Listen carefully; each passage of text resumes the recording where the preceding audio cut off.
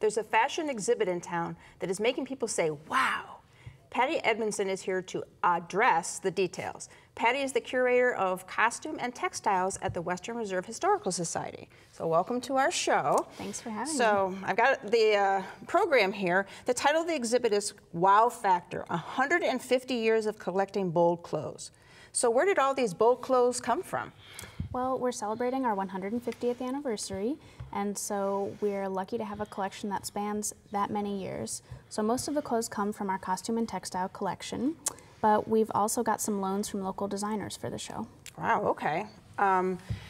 It is being held in what part of? Oh, so it's at the Western Reserve Historical Society. Our costume gallery is called the Chisholm Halley Costume Wing. So we have the garments and accessories, almost 100 objects on display there. Amazing, amazing. Now we know the Halley name. For sure, with Halley Brothers. And 100 items, that's a lot of bold choices that people made. So how did you choose what actually was put into the exhibit?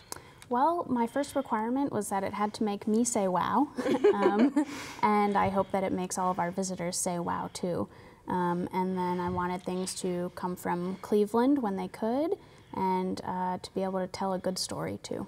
Okay, and you've got categories that you were picking from, right? What are those 4 categories? Sure, so in the main gallery, the garments are divided aesthetically into different categories. One is called effervescence, and that kind of highlights sequins, shiny things, lame.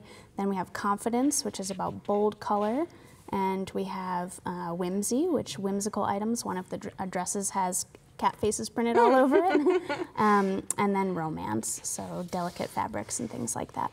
And each of the dresses that you have displayed has a story, so can you tell us about a few of them? Sure. My favorite story is about a woman named Ada Watterson Yerkes, and I first saw her dress because it really stood out in storage because it's bright red and all red. She's a really special person to me because she got her PhD all before 1900, which was pretty rare for women at the time. Oh, absolutely. And she taught at Columbia, and then she married another zoologist, that was her field. And they published a book about primates together. She wrote articles, and so I think she was really remarkable for her time. Yeah, and that red dress made her stand out even more, I bet. Definitely. Do you have another favorite story and style you can share? I do. So pictures don't do it justice, but when you come to the gallery, you will see one of the most sparkly dresses that I've ever seen. It was worn by Helen Cherry, and she wore it for her debut in 1973.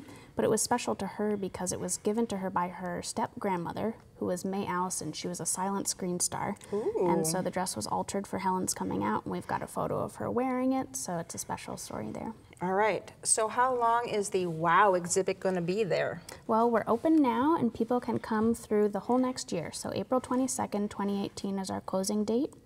And we've got a lot of things going on at the museum, so the admission is included with general admission. And you know, you can ride the carousel and visit the Crawford collection, the cars too. All right. And you're going to be back later in the year, right, talking about an addition that's going to be made. That's right. So the Western Reserve Historical Society has rebranded our headquarters as the Cleveland History Center. Okay. And we are opening a new gallery at the end of 2017, hopefully around November. That's called Cleveland Starts Here, and it's all about the history of Cleveland, which we tell, you know, at our museum, but this is a real focus on our city. All right. Thanks for the great information. Thank you. So, bold, forward fashion styles, along with fascinating personal backstories, are sure to make every visitor to the Wow Factor exhibit say, wow. My thanks to Patty Edmondson for previewing a few pieces for us today. Find out more by calling Western Reserve Historical Society at 216-721-5722 or visit www.wrhs.org.